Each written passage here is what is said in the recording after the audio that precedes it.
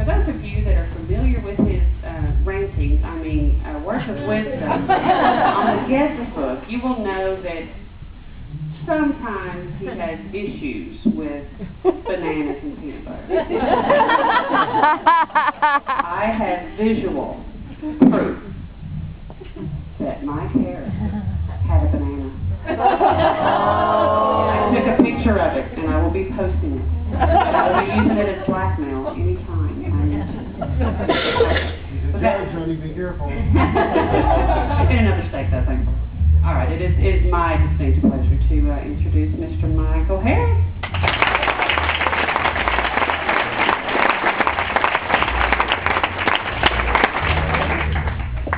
I was only protecting the rest of you from that banana. I found it yesterday. I was not going to eat it. It was in my back pocket. Yeah, it was sticking out, but I guarantee you I didn't eat it. Greg, there are a couple of Tennessee state troopers out here that want to talk to you about the efficient manner in which you got here.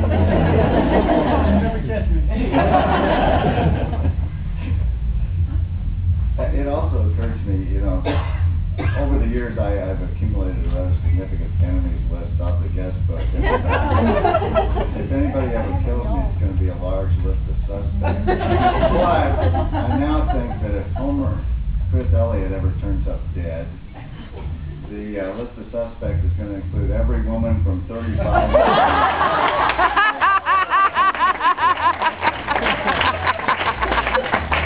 not to mention his dear mom. Oh, I want to tell you this before I get very serious here, and because I may forget toward the end, but God, you people look wonderful. You really do.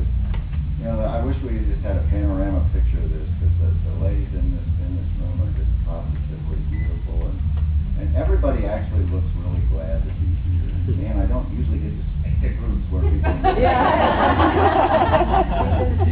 especially as a lawyer and a politician, when I used to do a lot of public speaking, which explains why I'm a little nervous here tonight, because when I used to speak as a lawyer and a politician, I was never expected to tell the truth for 20 minutes.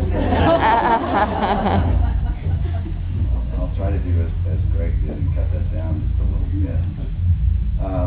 If this talk had a title, it would be something like Being a Body for Life Evangelist, and that's what I really want to talk to you about tonight, because I know everybody in the room is in different stages of Body for Life. There's some people here tonight who just kind of dipped their toe in the water for the first time. They've come to the very first Body for Life event, and there's some people who have done multiple challenges, and some who are in the midst of the first challenge, and some who are regretting they ever thought about doing it. But these are things that I hope will help you along the way wherever you are in this endeavor. These are things a lot of you have heard before, and I'm sorry, but you're going to hear them again. The first thing is to act your way to a better way of thinking. Don't try to think your way into a better attitude, because if you expect your fear or your lousy emotional state to change enough so that you can act in a beneficial way, you'll be waiting a long, long time. The key is to act your way into that better way of thinking. Dale Carnegie said it this way on another topic. He said, if you'll act enthusiastic, you'll find that you'll be enthusiastic. Same thing. It's action. Action precedes attitude. Your right attitude will follow taking the right action and doing the next right thing in front of you.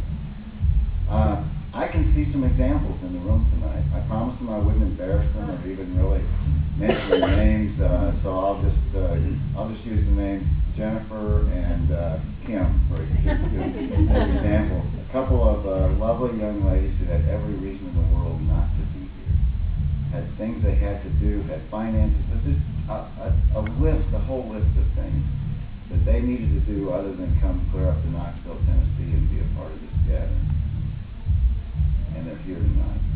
They did exactly that. They acted their way into a better attitude. And I'd be willing to bet if you knew who they were and talked to them after the meeting, they'd tell you that they're already glad that they came. And I don't think their lives will ever be the same as a result of that. Rich Bowden is here for his first event ever. And I don't think Rich is afraid of anything. I mean, he flew big airplanes. But I'm sure he also had a lot of reasons to be somewhere other than where he is tonight. And he's here, and he won a jar of muscle arms, didn't he, Rich? So you're stuck, buddy. That's going to take you 6 weeks of working out just to get that down. So welcome. I want to see you back again next year. Thanks for being here. The next thing is do Body for Life for the right reason, really a good reason, and don't quit doing it. The first reason I did my first Body for Life challenge was so we looked good on the beach in Hawaii, and we did. But so what do you suppose happened after we left the beach in Hawaii? Yeah, we looked like, you know how on your widescreen TV when you watch it?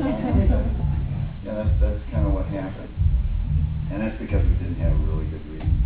The really good reason that I did this challenge was because of Julie Wett. And I don't think I'm going to talk about Julie Wett tonight because I haven't done real well doing that. Michelle Lee interviewed me after during the expo actually, and she and I both ended up crying over it.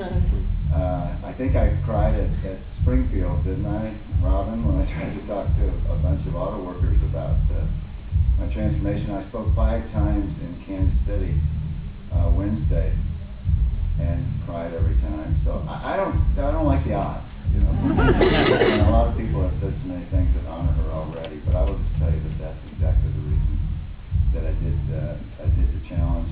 And it was when my eyes fell on something that she had written for me in my Body for Life book at the meeting here in October 2005 before she had her surgery and before she passed away. And this is all it said. Thanks so much for all you've done to support me. God bless you. Love, Julie Wett. That's it. Nothing very fantastic, except the only thing I could think of that I'd ever done to support her was every time she'd call me and say, you know, I'm kind of depressed. I haven't been out of the house. I can't even get off the floor I live on, and I just don't know what to do. And I'd say, Julie, I think you're feeling sorry for yourself. You need to stop feeling sorry for yourself. Get off your butt and do what you can do, and stop worrying about what you can't do. I told her that every time. And that's it. So as I read those words, guess what I thought about? Okay, I'm depressed. I'm feeling sorry for myself. I've been for several months. I'm worried about what I can't do because I've re-injured my back, and I'm not doing what I can do. And after reading those words and considering those thoughts, I went downstairs, took my before picture, and the rest is